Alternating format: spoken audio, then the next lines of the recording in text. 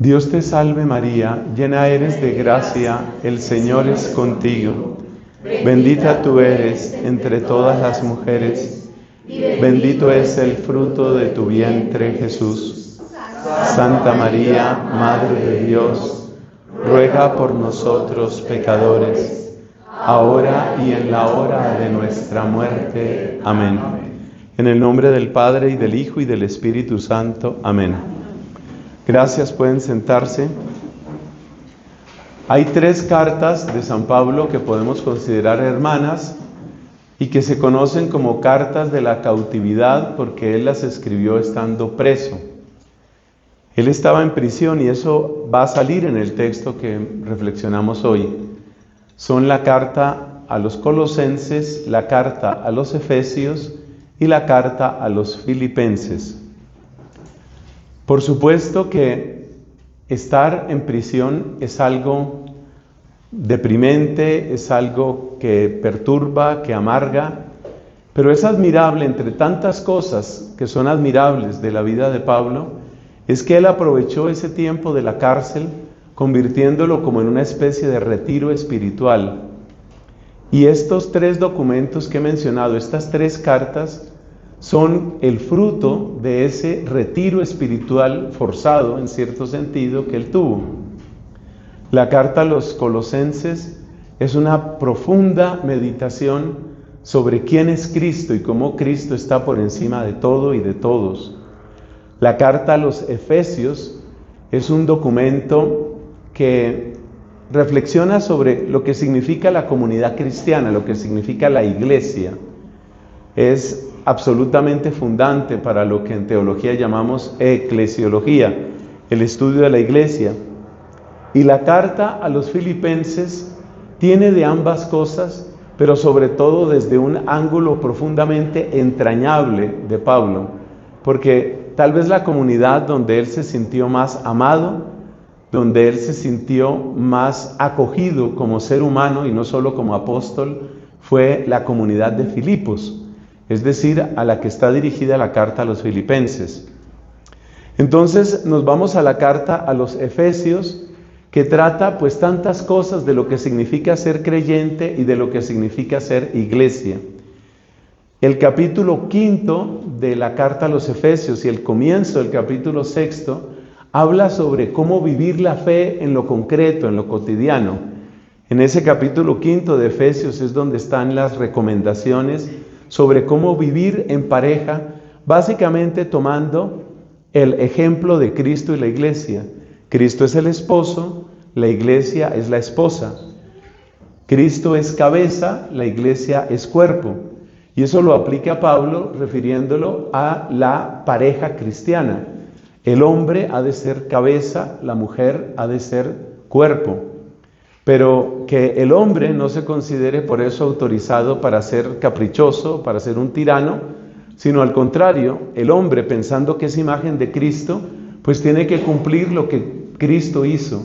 Cristo amó a la iglesia y se entregó por ella. O sea que es un capítulo precioso, no lo vamos a reflexionar ahora, lo hemos comentado en otras oportunidades, especialmente en celebraciones de matrimonios. Pero la idea central es esa, que dentro del matrimonio el hombre es cabeza, pero cabeza a la manera de Cristo. Es decir, amando a su iglesia, hizo Cristo, amando a la esposa, ha de hacer el esposo. Y dice el apóstol San Pablo, amó a la iglesia y se entregó por ella. Y así ha de ser el esposo cristiano. Bueno, después de estas reflexiones sobre la familia, encontramos el final del capítulo 6, que es realmente una recomendación general, pero que nos lleva a otro nivel, a un nivel espiritual. El texto que vamos a tomar es Efesios capítulo 6, los versículos son del 10 al 20, Efesios 6 del 10 al 20. Vamos a leerlo primero seguido para que entendamos por qué hemos dicho que esto es ir a otro nivel, y ese otro nivel es el nivel espiritual. Es decir, que Pablo es consciente de que más allá de las recomendaciones de trátense con cariño, ténganse paciencia, ayúdense, hijos, obedezcan, papás, no agobien, ese tipo de recomendaciones, además de esas recomendaciones, hay otro nivel que Pablo quiere que descubramos. Efesios 6, del 10 al 20. Solo me resta desear que ustedes se mantengan fuertes, apoyados en el poder irresistible del Señor. Utilicen todas las armas que Dios les proporciona y así harán frente con éxito a las estratagemas del diablo. Porque no estamos luchando contra enemigos de carne y hueso, sino contra las potencias invisibles que dominan en este mundo de tinieblas, contra las fuerzas espirituales del mal, habitantes de un mundo supraterreno. Por eso es preciso que empuñen las armas que Dios les proporciona, a fin de que puedan mantenerse firmes en el momento crítico y superar todas las dificultades sin ceder un palmo de terreno.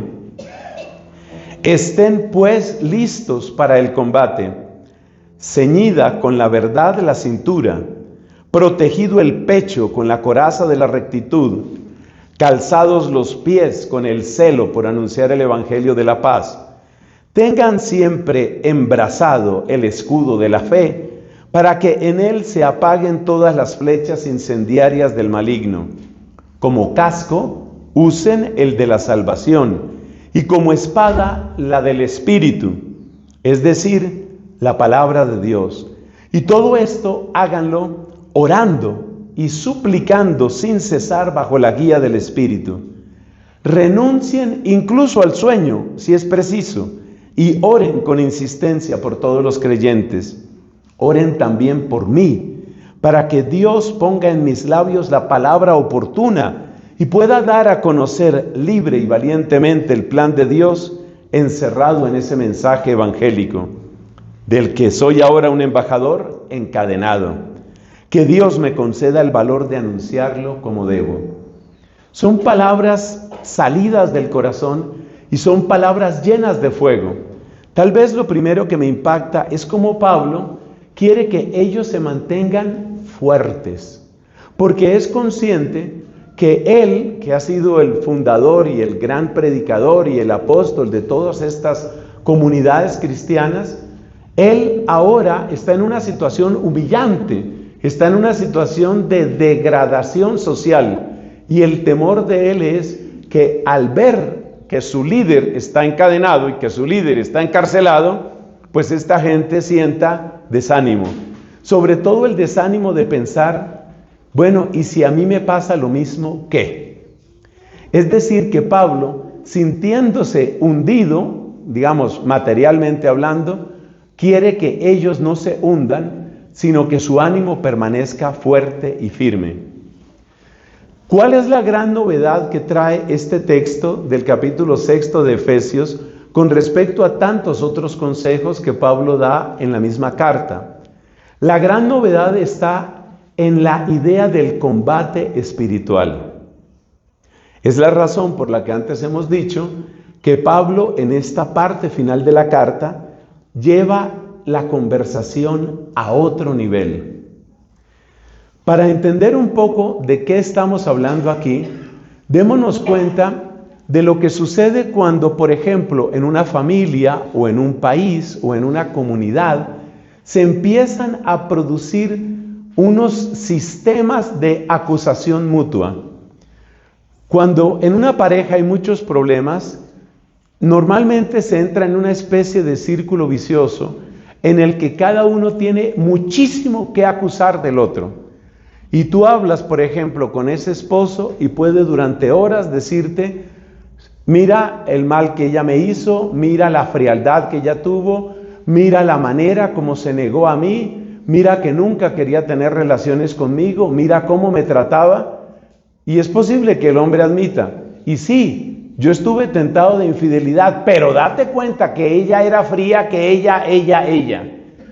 Y si hablamos con esa mujer, entonces ella dirá, pero es que él nunca me puso cuidado, es que él... Y esas mutuas acusaciones son realmente, y esto es lo que está anunciando Pablo aquí, esas mutuas acusaciones son el juego del demonio. Este es el descubrimiento que Pablo tiene, que hay un juego del demonio en las mutuas acusaciones, que los papás se la pasen diciendo, esos muchachos no entienden nada, son rebeldes, ni siquiera se dan cuenta, no se preocupan ni por su futuro, y que esos muchachos miren a los papás y digan, esos papás nunca tienen tiempo para nosotros, nunca nos entienden, no se han dado cuenta que el mundo cambió, etcétera, etcétera. Ese es el juego del enemigo. Y por eso Pablo se da cuenta que mientras nosotros nos quedemos en ese nivel puramente humano, en ese nivel de las acusaciones, ahí realmente estaremos dándole gusto al enemigo y estaremos cayendo y recayendo una y otra vez en los mismos defectos, en los mismos pecados. Entonces, por eso Pablo quiere que nosotros levantemos la mirada, que nos demos cuenta que muchas veces el pecador es una especie de marioneta. No estamos hablando aquí propiamente de posesión diabólica, seamos claros en eso. Pueden darse casos de posesión, pero Pablo no parece estarse refiriendo a que todo el mundo está poseído y se necesitan exorcismos y exorcismos y exorcismos.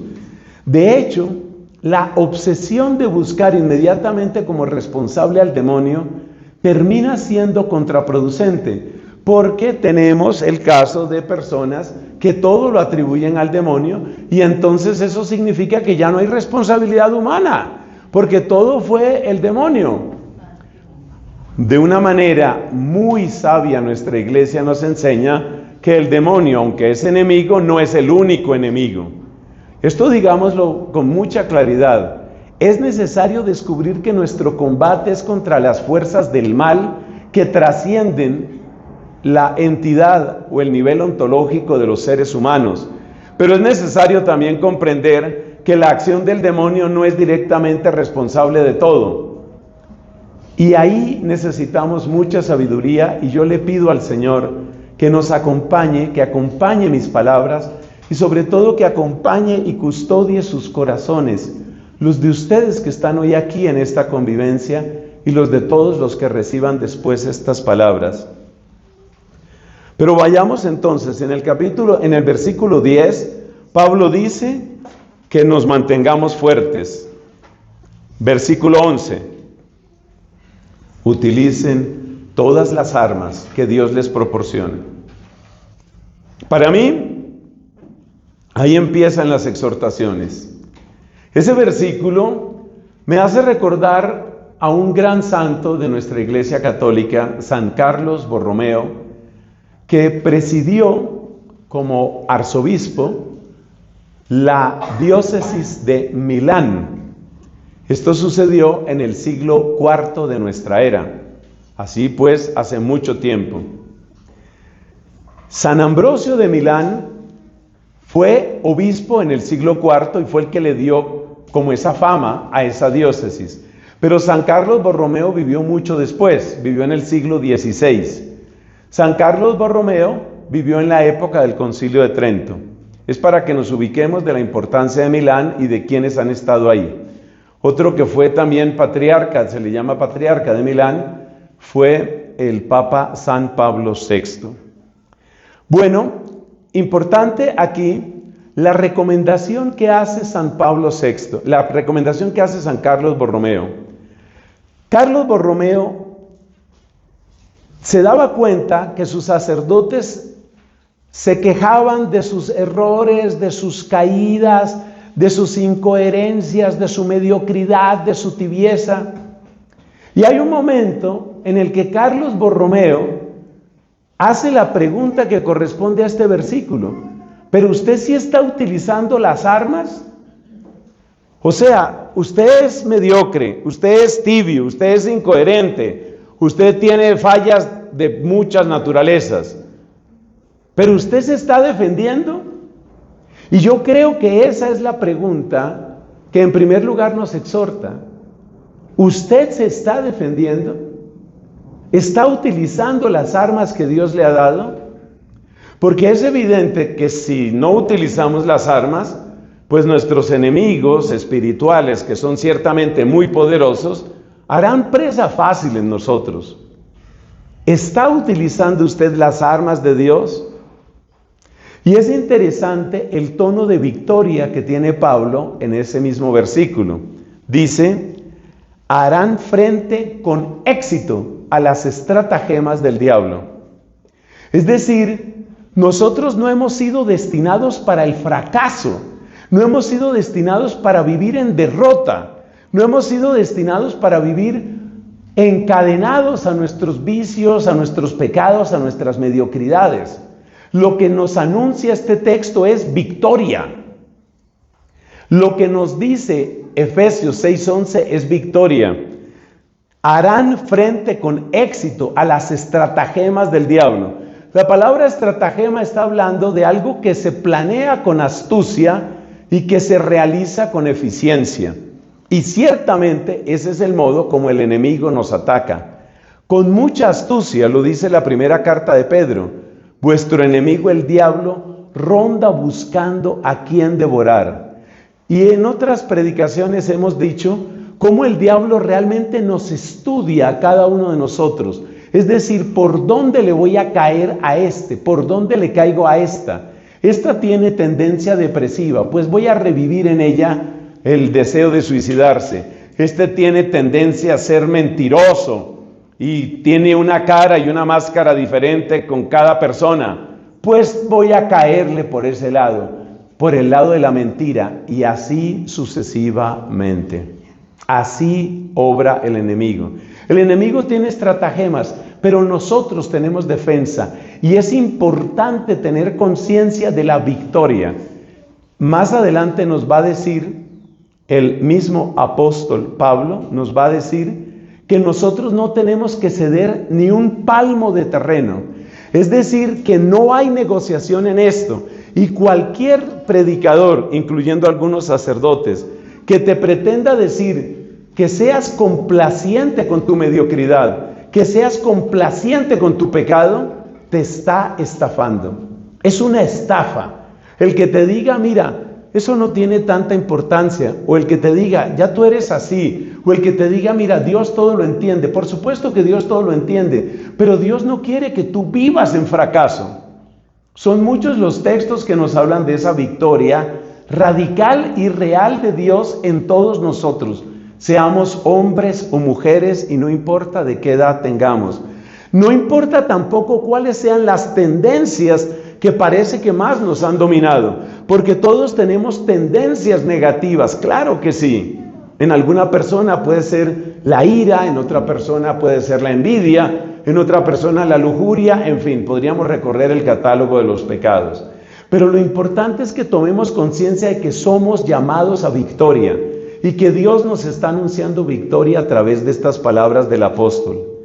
De hecho, Dios nos anunció victoria al final del capítulo 16 de San Juan, en aquello que dice el mismísimo Cristo: en el mundo tendréis luchas, pero tened confianza, yo he vencido al mundo.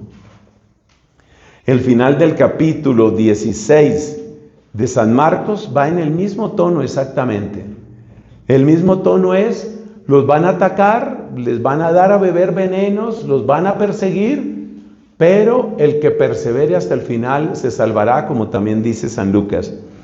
Entonces, hermanos, que nos quede claro ese otro punto. Los puntos principales es bueno que los vayan escribiendo porque les conviene. Y el primer punto era: ¿estoy utilizando las armas o no? Ay, que yo soy muy tibio, que yo me distraigo siempre en la oración. ¿Estás utilizando las armas? Que es que yo todas las amistades que tengo, eso acaba siempre en vicio y en trago. ¿Estás utilizando las armas? Que es que tengo la cabeza llena de pensamientos impuros. ¿Estás utilizando las armas? Ese era el primer punto. El segundo punto es el que tiene que ver aquí: se nos anuncia victoria. Y eso significa que el estado normal del cristiano es victoria. El estado normal del cristiano no es derrota, no es mediocridad. Nosotros hemos sido llamados a ser victoriosos. Y una y otra vez hemos insistido en este punto en distintas predicaciones, porque esa es la manera de ser sal de la tierra, esa es la manera de ser luz del mundo. En la adoración eucarística que tuvimos hace unos minutos, precisamente nos recordaban eso. Se trata de que nosotros seamos sal. No se trata de que nosotros seamos vencidos y seamos engullidos y se disuelva nuestro mensaje y nuestra alegría. Se trata de que seamos gente que marca una diferencia, así como la sal marca una diferencia en el alimento. Y yo creo que muchos de nosotros percibimos cuando algo realmente está insípido y cuando ya tiene buen sabor. El versículo 12 es el versículo clave que nos habla de estos enemigos que pueden parecer invisibles. Es un versículo un poco largo y necesitamos mirarlo con algún detalle. No estamos luchando contra enemigos de carne y hueso. Esto hay que tomarlo en serio. ¿Qué significa eso? Que si tú tienes muchos problemas con un hijo, por favor, di estas palabras. Mi hijo no es mi enemigo. No es mi enemigo. Porque en el momento en el que tú trates a tu hijo como tu enemigo, en ese momento sonríe Satanás y te dice, vas bien. Ese es el estilo de él. Tienes un problema con tu jefe porque no te valora, porque es un mediocre, porque es un burócrata que gana el triple que tú y hace la tercera parte, te llenas de ira. No digas, mi enemigo es mi jefe o mi jefe es mi enemigo. Evita esas palabras. Estás profundamente descontento con la situación política de tu país y entonces dice, los culpables son los de derecha, los de izquierda, los comunistas, los capitalistas. Evita cualquier expresión en donde tú digas, mi enemigo es una persona humana. Por supuesto que a través de las perversas ideas de la economía muchas veces, de la política muchas veces, de la medicina malentendida muchas veces, a través de esas perversas ideas llega mucho sufrimiento a nosotros, eso está claro. Pero piensa una cosa, el que reparte veneno primero echó a perder su propio corazón. Si tú estás recibiendo veneno, veneno de injusticia, veneno de discriminación, veneno de humillación, veneno de cualquier clase de otra persona, tú piensa, ¿cómo estará ese corazón que reparte veneno? No estamos cerrando los ojos frente a las injusticias y maldades que hay en el mundo. Lo que estamos diciendo es que es una pelea estéril, que es contrario al Evangelio y que es juego que le estamos dando a Satanás, decir uno, mi enemigo es tal persona. Por supuesto, lo que más anhela el demonio es meterse dentro de la comunidad cristiana y meterse dentro de la familia. Acuérdate que San Pablo VI hablaba de la familia como iglesia doméstica. Entonces lo que más quiere el enemigo es que tú mires a los de tu familia, papá, mamá, hijos, esposo, esposa, los mires como enemigos. Ese es uno de los triunfos fantásticos en la escala y en la manera de pensar del enemigo.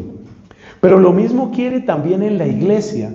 Y por eso hay una frase que a mí se me quedó de este obispo que muchos admiramos, Monseñor Munilla, cuando decía, el desafecto hacia el Papa no viene de Dios, viene del enemigo. El desafecto. Porque quiere el enemigo que nosotros, ciertamente los papas pues son seres humanos y pueden cometer errores y no los vamos a canonizar a todos. Pero tiene que quedar claro que ese desafecto, yo entiendo la palabra desafecto como ese desconectar el corazón. Y hay personas que dedicaron años enteros, particularmente en el pontificado del Papa Francisco, a manifestar, a regar desafecto por todas partes y aplausos en el infierno. No podemos caer en esas trampas, pero en otras escalas también. Cuando un párroco, por ejemplo, llega a servir a su respectiva parroquia, muchas veces tienen que enfrentar unos muros de odio y unos muros de prejuicio impresionantes. Yo conocí un caso que me conmovió profundamente. Resulta que había una parroquia que estaba bajo el cuidado de unos religiosos, pero por circunstancias de esta comunidad y por acuerdo con el obispo, la comunidad tenía que dejar la parroquia. Conclusión, pues tenía que llegar un sacerdote que no era de esa comunidad y que de hecho no era religioso, un sacerdote diocesano. Cuando llega este sacerdote diocesano, lo enfrentan con un muro de indiferencia, de frialdad y de odio. Yo hablé con ese padre que me decía al borde de las lágrimas, nada de lo que yo proponga, nada le sirve. Que vamos a hacer un curso bíblico, llegaban 2, 3 personas, que necesitamos acólitos. Los papás retenían a los hijos para que no fueran acólitos de esa parroquia. Eso es festín para Satanás. Separar a los fieles de los sacerdotes. Por supuesto, cuanto más pecador es el sacerdote, pues más fácil se la pone al diablo. El sacerdote que vive santamente le pone muy difícil la tarea al diablo. Pero muchos de nosotros estamos agobiados por muchos pecados y entonces el enemigo empieza a hacer el juego de cómo separar a los fieles de los sacerdotes. ¿Cómo hacer para que la persona vea al sacerdote como una especie de enemigo que no lo entiende, que es un corrupto? Yo personalmente lo he experimentado y muchísimos otros sacerdotes. Y eso lo he visto aquí en Familia Espiritual. No tendría que decirlo de ninguno de ustedes que están hoy presentes acá, pero personas que se retiraron a veces con una gran dosis de murmuración y con un sentimiento bastante oscuro. No estoy autocanonizándome, simplemente les estoy diciendo que si ustedes están sirviendo en una comunidad donde hay un sacerdote, una de las cosas que va a querer el enemigo es que ustedes nos miren a nosotros como sus enemigos, que nos miren a nosotros como los que no los queremos, como los que no los atendemos, y para que ustedes tengan una lupa gigante frente a los defectos que indudablemente tenemos, y mientras tanto miren con desdén o miren con desprecio incluso el bien que se trata de hacer. Por eso la iglesia es muy sabia cuando en cada misa se está orando por el Papa, por el obispo, y es sabia cuando tantas veces pide oración por nosotros. Parte del propósito de esa oración es sellar el canal de caridad que tiene que haber entre ustedes, amados hermanos, y nosotros los sacerdotes. Esos canales hay que mantenerlos, hay que preservarlos. Y no cabe duda de que la fuerza más grande es la que da la oración.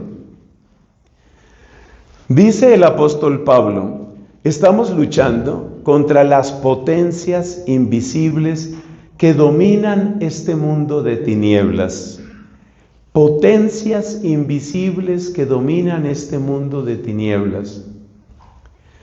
En la tercera de las tentaciones que tuvo Cristo, según los pasajes que hablan de esos ataques del diablo contra nuestro Señor, en esos pasajes, en esa tercera tentación, hay una frase que aparece en alguno de los evangelios.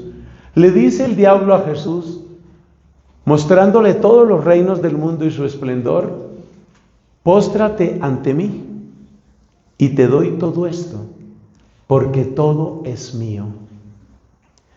Por supuesto que la boca del diablo es una boca llena de mentiras y hay mucho de exageración en eso. Pero uno tiene que reconocer que la extensión y la profundidad de la obra del pecado a veces causa en nosotros auténtico desaliento. Mira lo que dice aquí el apóstol Pablo, y él está lleno del Espíritu Santo. Potencias invisibles que dominan en este mundo de tinieblas. Mundo de tinieblas. Pero no es la única expresión que encontramos donde se habla de cuánto se ha extendido el pecado sobre la historia humana y sobre este planeta. Mira, por ejemplo, que en la carta a los Colosenses el mismo apóstol Pablo dice que Dios nos ha sacado del dominio de las tinieblas y nos ha trasladado al reino de su Hijo querido. Y en el cántico de Zacarías, que solemos citar como Benedictus, dice el evangelista Lucas, o pone en boca de Zacarías estas palabras. Las palabras son que Dios nos ha arrancado de la mano de nuestros enemigos. O sea que ciertamente hay poder en las tinieblas. Y es un poder muy extendido porque dice potencias invisibles que dominan en este mundo de tinieblas. Uno no puede obsesionarse de una manera paranoica frente a esta presencia casi, podríamos decir, asfixiante del mal. Pero esto sí tiene un efecto muy positivo cuando uno llega a cualquier espacio, y te estoy diciendo cualquier espacio es cualquiera, con una convicción muy profunda: aquí también hay pecado.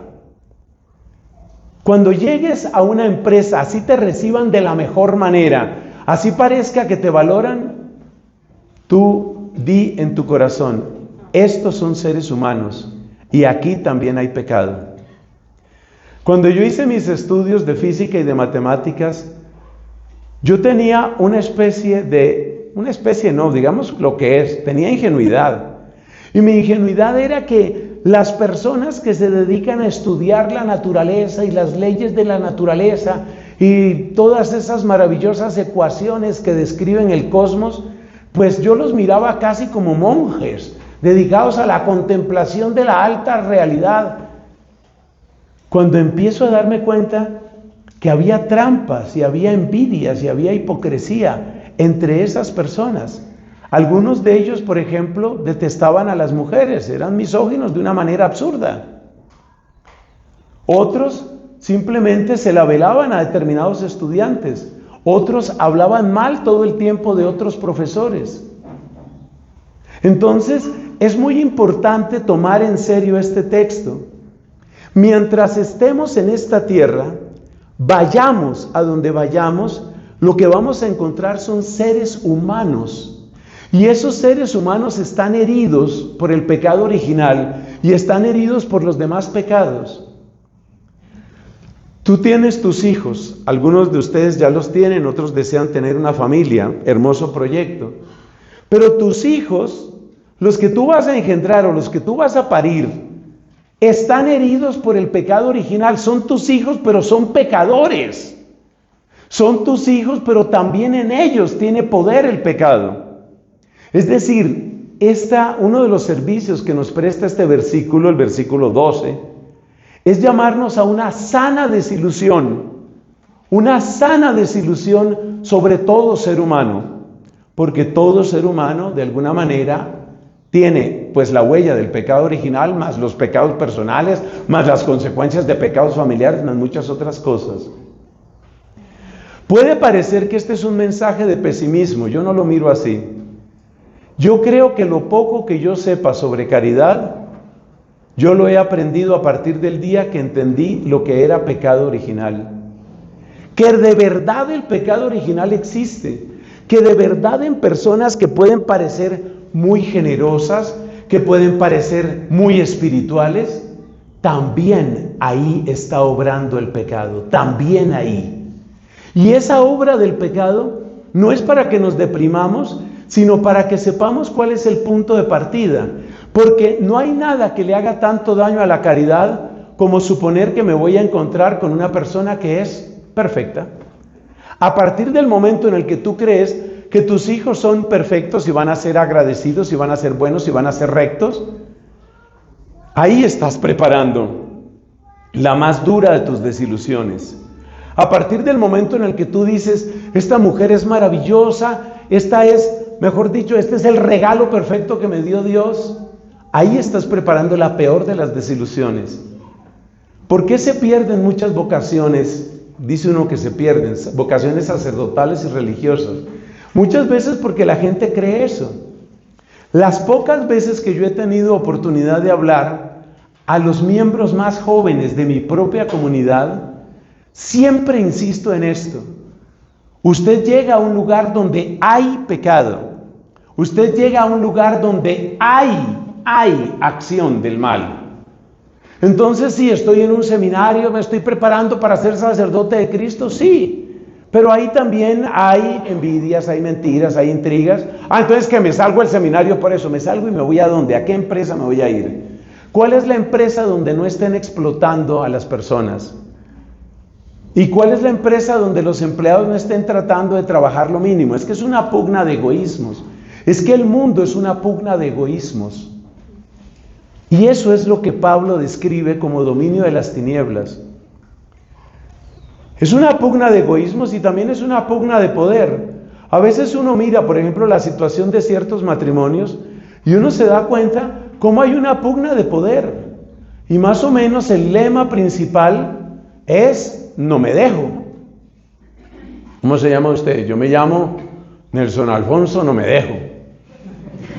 ¿Y usted cómo se llama? Yo me llamo Petronila Anastasia, no me dejo. Entonces la cosa se vuelve una pugna de poder. Y el mundo es eso, es una pugna de poder, es una pugna de egoísmos, es una pugna de codicias. Parece, repito, que es una visión pesimista. En realidad es lo que nos permite entrar por la puerta de la misericordia. En el momento en el que tú tomas en serio que los demás seres humanos están heridos por el pecado, en el momento en el que tú no esperas demasiado de nada ni de nadie. Voy a entrar a trabajar con los dominicos. Después le preguntan unas cuantas personas que tenemos por aquí, ¿qué es trabajar con los dominicos? Voy a entrar a trabajar en la curia. Me voy para el ejército. Hace poco me encontré con una persona, yo la miraba con mucha ternura, una dama que fue al ejército. Y yo la escuchaba a ella, por supuesto una persona mucho más joven que yo la escuchaba a ella y yo decía, igualita que yo, o sea, lo mío era con la ciencia, los científicos, y lo de ella era la milicia, el honor, la fuerza, a defender, a luchar por la justicia.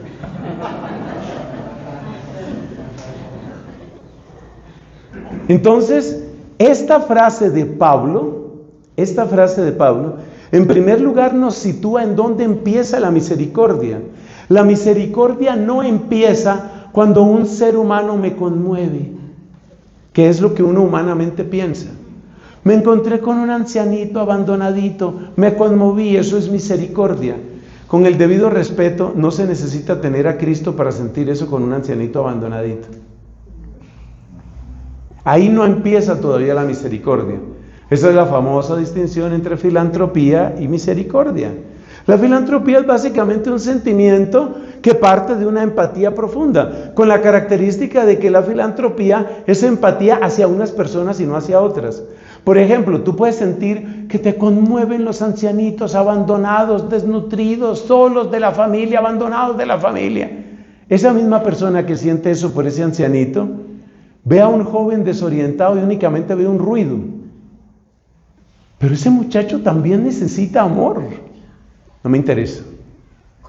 Entonces, la auténtica misericordia, y esto que nos quede claro, la auténtica misericordia empieza cuando tú sabes en qué nivel de miseria está el mundo y en qué nivel de miseria estamos nosotros los seres humanos. Porque cuando ya tú tienes esa conciencia, entonces también descubres que toda vida es una lucha, que toda vida es dura. Y a veces uno se encuentra con personas que aparentemente son exitosas, ponle comillas a eso, y uno mira la vida de ellos y la vida de ellos es dura. ¿Y por qué crees que terminan suicidándose tantas celebridades? Y todo el mundo los tenía por los famosos. El otro día me encontré con un video corto que hablaba sobre el cuidado mutuo y el autocuidado, refiriéndose al suicidio. Y hablando del suicidio, el video empieza, es una cosa terrible, o sea, difícil de ver. Empieza presentando una cantidad de actores, actrices y cantantes, pero así, impresionantes, en la cumbre de la fama, aclamados por miles, por millones de personas, llenando los primeros puestos de popularidad, y después acabados en las drogas, totalmente adictos a antidepresivos y acabando con su propia vida. Entonces, el punto de partida del cristiano, el punto de partida siempre es, la tiene dura, a este le cuesta trabajo, no es fácil ser nada en esta vida.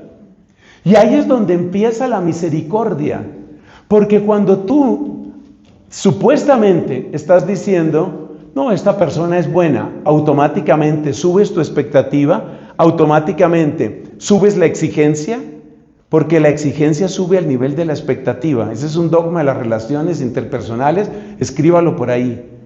La exigencia sube con el nivel de las expectativas.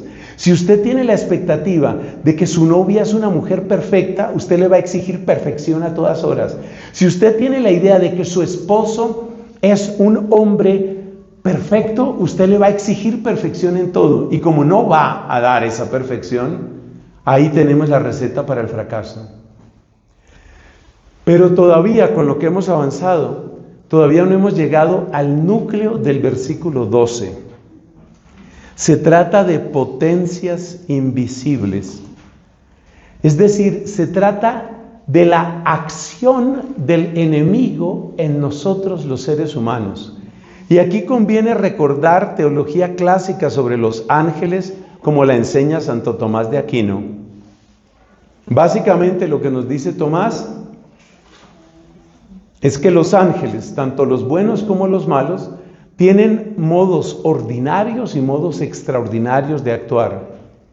Los modos extraordinarios en el caso de los demonios son los que tienen que ver con las infestaciones y los que tienen que ver con las posesiones.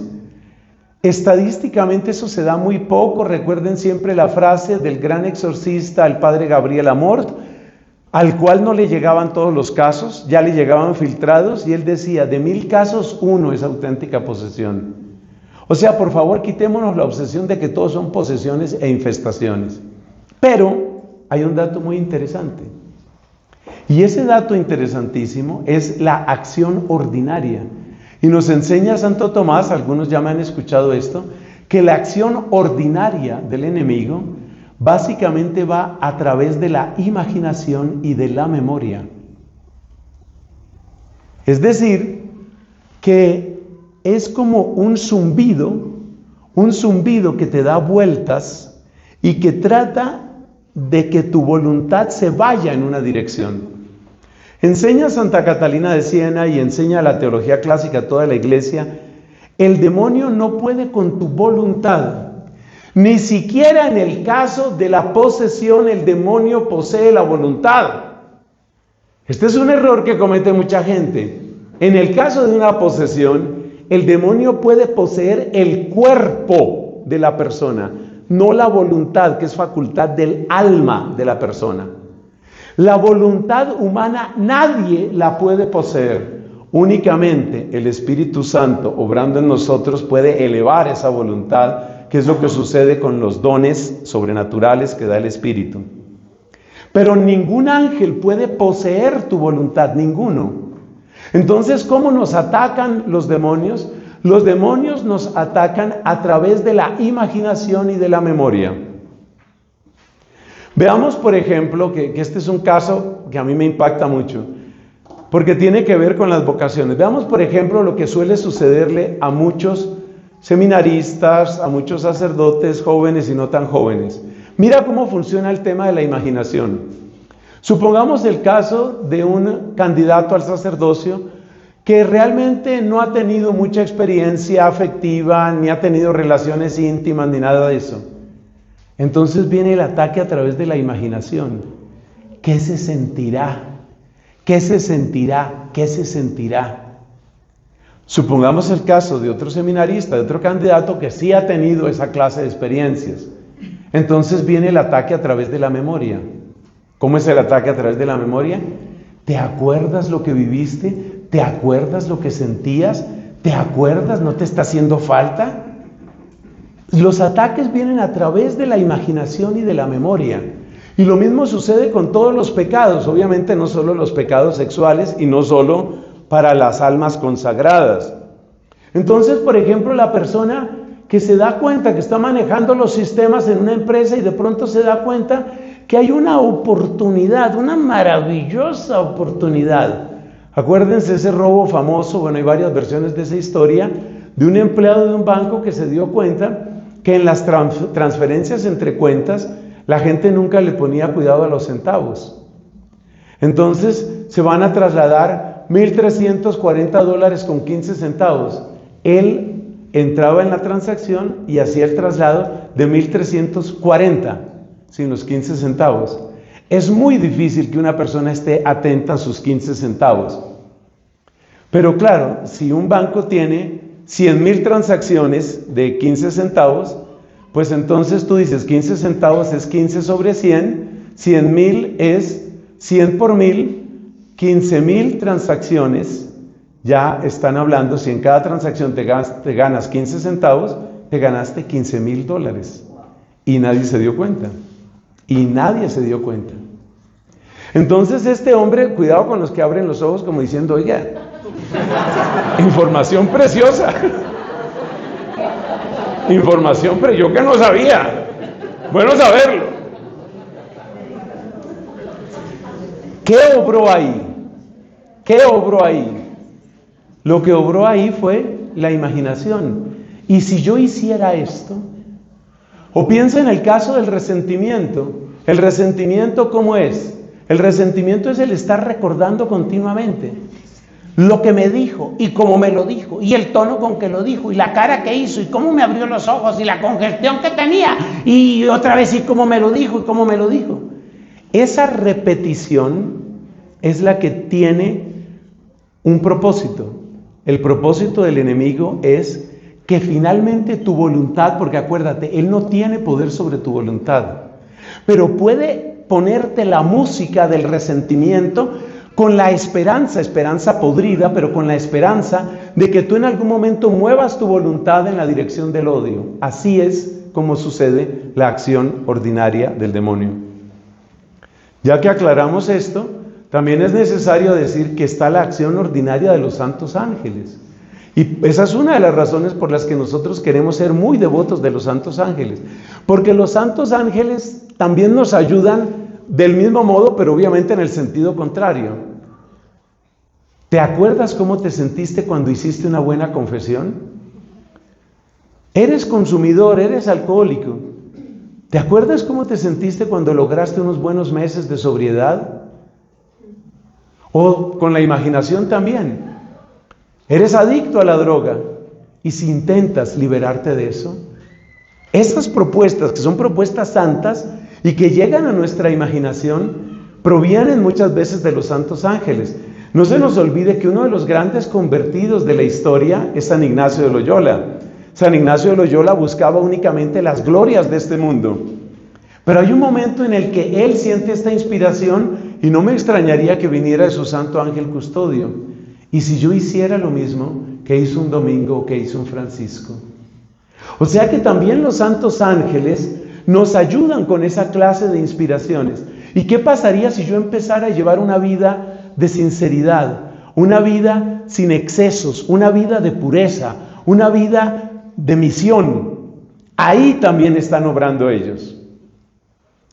Sigamos con este versículo que obviamente es el más importante para nosotros en esta predicación. Estamos luchando contra las fuerzas espirituales del mal que habitan en un mundo supraterreno. Estuve mirando varias traducciones de Biblias. Esa expresión que aquí se traduce como un mundo supraterreno es más o menos buena traducción, pero realmente no capta, me parece a mí, lo que dice el original. El original dice los príncipes o las fuerzas que tienen su imperio en los aires. Y eso es muy interesante, porque hay un salmo que dice: el cielo pertenece al Señor, la tierra se la ha dado a los hombres. Cielo es tan alto como el firmamento, y la tierra pues es la tierra que conocemos. Tenían la idea los judíos que los ángeles actúan entre el cielo y la tierra. Es una de las razones por las que ya desde antiguo se representa a los ángeles con alas. La idea es que pueden recorrer entre el cielo y la tierra. Y acuérdate también la escala de Jacob, donde subían y bajaban ángeles entre el cielo y la tierra. Entonces lo que nos está diciendo aquí el apóstol Pablo es que los ángeles tienen esa capacidad de moverse entre el cielo y la tierra, ponerse tan alto que tú los idolatres y ponerse tan bajo que tú los escuches. Ese es el sentido. O sea, tener el imperio en los aires lo que significa es que los ángeles, tanto los buenos como los malos, se mueven en ese espectro, se mueven en todo ello. Y por eso pueden parecer fascinantes, tan fascinantes que los tomes como seres divinos o como ideas maravillosas, o pueden ser tan bajos que te hablan al oído y que los sientes cercanos a tu corazón. Se mueven en todo ese rango. Y si tú miras, muchos de los movimientos heréticos y muchos de los movimientos que han tratado de destruir la fe tienen el sello de la acción de los ángeles caídos. Le voy a dar un ejemplo que para mí es impresionante, es el ejemplo de la gnosis. El ejemplo de la gnosis es bien impresionante. La gnosis es un conjunto es el nombre con el que se conoce un conjunto de doctrinas filosóficas y religiosas que pulularon en el siglo I, en los primeros siglos, y que han tenido muchas ediciones hasta nuestros días. La versión actual de la gnosis se llama Nueva Era, esa es la versión actual, pero hay muchas versiones. En esos movimientos gnósticos, en ese tipo de movimientos supuestamente espirituales, hay una cosa que me parece interesantísima, y es lo que sucedió en el siglo III y que tuvo que ver con un gran predicador, un gran sacerdote, siglo III en nuestra era, llamado Tertuliano. Les menciono esto porque ustedes deberían saber que no existe San Tertuliano. Nosotros no celebramos a Tertuliano como santo, pero Tertuliano era un genio. Él era abogado antes de su conversión, era un hombre con una capacidad de argumentación y de disputa impresionante. Era un hombre muy agudo en su inteligencia, y él se fue metiendo en un movimiento de corte gnóstico. ¿Y por dónde empezó el movimiento? Este movimiento empezó enfatizando el tema de la pureza. La pureza es una cosa muy deseable, ser puros de corazón, ser puros en la intención, tener un lenguaje limpio, ser puros en la palabra, ser puros en nuestros cuerpos, todo muy bien. Pero resulta que ese movimiento, que empezó bien por el lado de la pureza, se fue cada vez acelerando más y se fue cada vez torciendo más hasta llegar a condenar toda expresión de sexualidad, incluyendo la sexualidad natural y querida por Dios en el matrimonio. Entonces, ese movimiento que es conocido como ultramontanismo, ese movimiento terminó condenando todo lo sexual. Pero claro, como es tan difícil encontrar personas que realmente sean puras, pero así, con una pureza impresionante, en su mirada, en sus palabras, en su corazón, en su cuerpo, en todo, eso parece que está altísimo. Fue lo mismo que le pasó a otro personaje del que no vamos a hablar aquí, que se llama Eutiques, que es allá del siglo V. Entonces, los ultramontanistas del siglo III, o Eutiques en el siglo V, eran seres tan espirituales. Mira, es que la gente los miraba y decía, parece un ángel, es que es un hombre tan puro, es que hay tanta pureza, y exalte la pureza, y todo parecía tan lindo, tan hermoso, tan celestial. Pero resulta que estos terminaron, como ya dije, condenando el matrimonio, y eso es una herejía. No fue la única herejía de ellos. Lamentablemente Tertuliano cayó en eso. Entonces, eso es lo que quiere decir el imperio de los aires, que una idea buena se puede corromper. Tú la puedes ver tan alta que eso se puede corromper. Un ejemplo totalmente distinto. Vamos a luchar por los pobres, vamos a luchar en favor de los pobres. Maravilloso, maravilloso. Vamos a luchar para que haya más justicia en el mundo. Maravilloso. Esa es una inspiración buenísima. Tú tomas esa idea buenísima y se la das a un personaje por el que tenemos que orar, vive todavía, vive juntado con una mujer, él fue fraile, él fue sacerdote, bueno, sigue siendo sacerdote pero no ejerce. Su nombre es Leonardo Boff. Leonardo Boff, hablando y con una elocuencia, mire, ese hombre hablaba muy bien, predicaba muy bien, los pobres, necesitamos la liberación de nuestra América Latina. Por supuesto estoy hablando de teología de la liberación. Y tú miras esos discursos iniciales, lo que decían los obispos de Latinoamérica, en Medellín 1968, en Puebla 1979, inspiradísimo, vamos a luchar, necesitamos opción preferencial por los pobres. Eso va sonando bien, pero cuando ellos empiezan a decir, y por consiguiente, necesitamos que el pueblo se organice para derribar las estructuras de poder. Y entonces resulta un sacerdote llamado Camilo Torres empuñando las armas y apoyando el Ejército de Liberación Nacional. Eso es lo que quiere decir esto. Lo que quiere decir es que la manera como muchas veces obra el enemigo es tomando ideas que son buenas y echándolas a perder. Vamos ahora a dar un ejemplo doméstico. Pensemos, por ejemplo, en una mamá que se preocupa por los hijos. ¿Puede haber algo más bello que el cuidado de una mamá hacia los hijos? Eso es algo hermosísimo. La mamá que cuida, la mamá que protege, blinda, encierra, la mamá que somete a los hijos, la mamá que controla a los hijos, la mamá que asfixia a los hijos, la mamá que tiene ubicados a los hijos y los tiene aquí en el puño. Y empezó bien, la cosa empezó bien. Todo empezó bien. Pero cuando tú exageras, eso es lo que quiere decir lo de los ángeles que se mueven en el aire.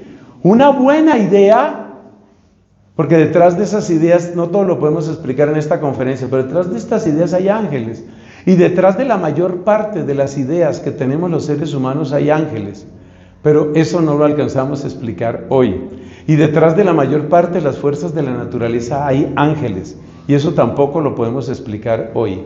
Tiene que ver con el concepto metafísico de forma, que luego conecta con las leyes de la naturaleza. En todo caso, estos ángeles que suben y bajan están en eso. Entonces mire lo que sucede después. Resulta que yo soy hija de una mamá controladora y yo no voy a caer en los errores que cometió mi mamá. Conclusión, mis hijos desde los 7 años no tienen que pedir permiso, pueden llegar a la hora que quieran. ¿Eso qué significa? Que otra idea buena, ¿la idea buena cuál era? La idea buena era, es necesario que crezcan, que tengan autonomía, eso está bien. Pero ahora tú exageras esa idea y echaste a perder una cantidad de hijos, echaste a perder a una cantidad de hijas. Entonces lo que demuestra este texto son dos cosas. Lo primero que demuestra este texto, no, son más cosas. Lo primero que demuestra es que a donde vayamos hay humanidad, no te ilusiones con nadie, comprende que en todas partes hay imperfección y pecado y a partir de ahí cultiva la misericordia. En segundo lugar, es necesario que comprendamos cómo actúan estos ángeles, tanto los buenos como los malos en nosotros, y que usted se dé cuenta, o sea, usted cómo maneja su imaginación. ¿Usted cómo maneja su imaginación? Por supuesto, imaginación viene de imagen y por eso siempre la iglesia nos ha enseñado, cuide lo que usted ve, cuide lo que usted oye, cuide con quién conversa, porque las ideas se meten. Usted no puede oír porquerías y creer que va a conservar su corazón limpio. Usted no puede ver porquerías, por ejemplo, de pornografía, y creer que su corazón va a seguir limpio. Usted no puede hacerse esa ilusión, no debe hacerse esa ilusión. Entonces, la imaginación y la memoria. Y luego la interpretación que hemos dado sobre ese poder de los ángeles entre el cielo y la tierra, que básicamente consiste en producir tu admiración sobre algo que es bueno y luego, por exageración, por imprudencia, por una especie de dislocación del pensamiento, llevarlo a la maldad. Y eso pasa todo el tiempo en la iglesia. Hoy lo estamos viviendo en la iglesia. A ver, les doy un ejemplo de la iglesia y luego otro de la familia. Mire, por ejemplo, la gente que dice, la liturgia está echada a perder. Realmente esa superficialidad con que se celebra y te sacan fotos que son tristemente ciertas. Te sacan fotos, mire este altar donde pone la bandera LGBT, mire esas profanaciones.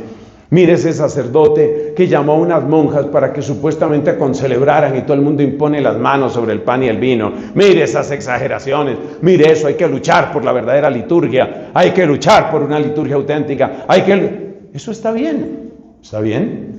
Yo no estoy de acuerdo con ninguno de los irrespetos y con ninguno de las profanaciones que acabo de mencionar, por supuesto. Entonces está bien, vamos a cuidar la liturgia, pero ¿en qué se convierte en muchos casos? Se convierte en unas montañas de arrogancia, porque ahora nosotros, que somos los que sí oramos en latín, ustedes no saben nada, no saben nada. A duras penas chapucean inglés y por ahí uno que otro italiano, de manera que ustedes no saben nada de nada. Pero yo, como sí sé latín, entonces nosotros oramos en latín y tenemos ornamentos finos y utilizamos todo el incienso. La idea no es mala, pero una idea buena, cuando se corrompe, se convierte en una idea peor. Ese es el arte del enemigo aquí. Y por eso nosotros, sigue ya diciendo en el versículo 13, empuñen las armas para que se mantengan firmes, sin ceder un solo palmo. Por favor, los que tienen su matrimonio, no cedan un solo palmo. Mi propósito solo puede ser uno. No voy a agobiar a ese esposo, pero quiero ayudarlo a que él sea santo. No voy a agobiar a esos hijos, pero quiero que sean santos.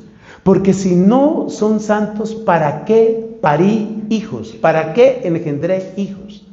¿Para qué hijos si no son santos? Esa frase puede sonarle fanática a algunas personas, no es. Y luego dice, nos da todas las recomendaciones. Ceñida con la verdad la cintura. La verdad, eso implica la formación, eso implica conciencia formada. Protegido el pecho con la coraza de la rectitud. ¿Qué tenemos en el pecho? El corazón. Hay que cuidar la rectitud de intención. ¿Y qué es la rectitud de intención? Aquí dicho de manera breve, porque por ahí me están haciendo ya señas. La rectitud de intención consiste en no obrar por reacción. Si tú estás haciendo lo que estás haciendo, porque es que mi mamá, y yo no me voy a dejar de mi mamá, eso se llama reacción. Si tú haces lo que haces porque es que los ricos son los que han echado a perder este país y hay que aplastar a los ricos, estás obrando por reacción. Si tú tuviste una mala experiencia con un novio o con una novia y te llenas de resentimiento y así son todos, ahí estás obrando por reacción. La rectitud es obrar mirando hacia el bien, mirando hacia la verdad. Que tuve buen papá, papá regular, papá mal, papá ausente, eso no es lo que me debe determinar la vida. Que tuve una mamá que era comprensiva o que era una mamá que era demasiado exigente o una mamá que se sentía siempre agobiada, eso no es lo que determina mi vida. Eso es proteger el pecho. Protege tu pecho, protege tu corazón. Y el corazón se protege con la rectitud. Y la rectitud consiste en que no voy a obrar por reacción. Calzados los pies con el celo por anunciar el evangelio de la paz. ¿Eso qué significa? Significa que solo estarás resistiendo si estás avanzando. Escribe esa frase que le conviene. Esa es una frase tradicional de la espiritualidad benedictina. Solo, ¿cómo fue que dije? Ya no me sale. Solo estarás resistiendo si estás avanzando. Entonces yo miro, por ejemplo, nuestros queridos jóvenes. ¿Cuál es el gran problema de nuestros amados jóvenes? Que no avanzan. Si tú no estás conquistando corazones para Cristo, alguien te está conquistando a ti para el mundo, punto. Eso ya me lo han oído varias veces. Y yo tengo que repetirlo. Si tú no estás avanzando, si tú no estás llevando el evangelio, te están ganando, hermano. Acuérdese que esto es así. El gran precepto benedictino es: no puedes quedarte entre dos aguas, no puedes estar estático. O avanzas o retrocedes. Entonces, ¿cuándo llegará el día en que nuestros muchachos, bueno, y también los no muchachos, porque también hay gente estancada en todas las edades, ¿cuándo llegará el día en el que comprendamos? Es que hay que dar pasos. Por eso dice aquí, calzados los pies con el celo. Si tú miras tus compañeros, tus amigos, tus colegas, y tú dices, ¿cómo hago, aunque solo sea con la oración y la penitencia? ¿Cómo hago para que Cristo avance aquí? Eso te mantiene seguro a ti. Es curioso. Solo cuando luchas, solo cuando quieres avanzar, mantienes firme tu propio terreno. Embrazado el escudo de la fe, para que en él se apaguen todas las flechas incendiarias del enemigo. ¿Qué es lo fundamental que hay que recordar aquí de la fe? Lo fundamental es esa frase que tantas veces nos ha dicho Lina Catarina: Dios está al control. Cualquier cosa que suceda, Dios está al control. Me decepcionaron estos hijos, Dios está al control. Por favor, no cometas el error cuando te decepcionen los hijos o los esposos o las esposas o quien sea. No cometas el error de poner en primer lugar tu atención en ellos. Eso es lo que quiere el enemigo, para que tú tengas tu enemigo de carne y hueso. Lo primero que hay que decir es: Dios es más grande que este problema. Dios es más grande que este hijo o que esta esposa o que este papá o lo que sea. Embrazado el escudo de la fe. El escudo de la fe es: Dios es el Señor. Dios es el Señor. Como casco usen el de la salvación. La certeza, tu mente tiene que estar protegida por eso. Hubo quien dio su vida por mí. Esa frase que quede grabada en ti. Estas son las armas del Espíritu. Hubo quien dio su vida por mí. Esa frase hay que decirla muchas veces.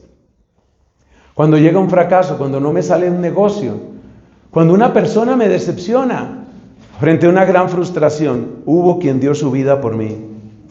Y finalmente, hasta ahí alcanzamos a comentar en este texto: como espada la palabra de Dios. Nuestra frase, o una de nuestras frases favoritas en Familia Espiritual: lo que no está en tu agenda no está en tu vida. Tu conversión en serio empezará cuando en tu horario aparezca laudes, cuando en tu horario aparezca lectura de la Biblia, cuando en tu horario aparezca visita al Santísimo. Si no está en tu horario, si tu celular no dice eso, ese espacio te lo va a robar el mundo, te lo va a robar la carne, te lo va a robar el demonio. Porque esos son los espacios de contacto con la palabra de Dios. Y esa palabra de Dios fue la que utilizó Cristo, por algo quiso darnos ese ejemplo. Esa palabra de Dios fue la que utilizó Cristo en las tentaciones. ¿Te diste cuenta que Cristo siempre respondió con la palabra de Dios? Siempre con la palabra de Dios. ¿Cuánto nos falta, por favor, en la Santa Iglesia Católica con esto? ¿Cuánto nos falta? Pero eso no va a suceder mientras no exista en tu agenda. Pon 10 minutos, pon 15 minutos, pero son tuyos. Para los que son familia, no caigan en otra trampa que también se cae. Entonces, ya me parece estar escuchando a algunos, pero no miro a nadie. Mi amor y yo vamos a leer la palabra a tal hora. No hagan eso. No hagan eso. Tu amorcito y tú, no. Toma tú tu compromiso. Si tu horario coincide con el horario de ese sujeto de tu misma habitación llamado esposo, bien, pero tú no puedes depender de tu esposo para la lectura de la palabra de Dios. Tú no puedes depender de tu esposa para la lectura de la palabra de Dios, porque no fue tu esposa la que derramó la sangre para que tú fueras libre. Tú no puedes depender. El propósito tiene que ser tuyo. Por eso hemos insistido en esta convivencia. Todo el tiempo hemos insistido que este es el señorío de Dios en tu vida, en tu vida. Tú no puedes depender de nadie. Así como yo, como religioso, cuando estoy en misión, pues muchas veces no tengo con quién hacer la oración. Yo no puedo depender. No, aquí no hay frailes, aquí no hay con quién. Entonces no se reza. Conclusión, no se reza. No, señor, yo no puedo depender de eso. Lo que quiero destacar, tú puedes, por supuesto, volver sobre este texto y meditarlo más. Lo que quiero destacar es: armas hay. Armas hay. Las estás usando. Que tengo un resentimiento, tengo un dolor aquí, un dolor. Yo ahorita miraba cómo abrazaban con ese amor que abrazan a estos niños, a José María, a María Catalina. Para mí es una escena siempre enternecedora, ver cómo abrazan a esos niños y cómo se les da tanto cariño. Hay gente que abraza así sus dolores, ¿no? Aquí está todo lo que me hizo mi esposo, todo lo que hizo mi esposo, entonces lo vuelven así. Y aquí tengo mi dolorcito y yo. Esto fue todo lo que me hizo mi esposo. Y los niños, cuando son mimados, yo no fui un niño mimado, sufrí mucho en mi infancia. Los niños, cuando son mimados, se despiertan en la noche y agarran el osito o agarran el muñequito. Entonces hay gente que es así, se despierta de noche y agarra su dolor. Esto fue todo lo que me hizo mi esposo. ¿Cómo me maltrató? ¿Cierto que sí me maltrató horrible mi esposo? Y el enemigo se carcajea. Y el enemigo se carcajea. No más de eso. No más. Hay armas. Y estamos llamados a ser santos. A todas las edades. Gloria al Padre y al Hijo y al Espíritu Santo.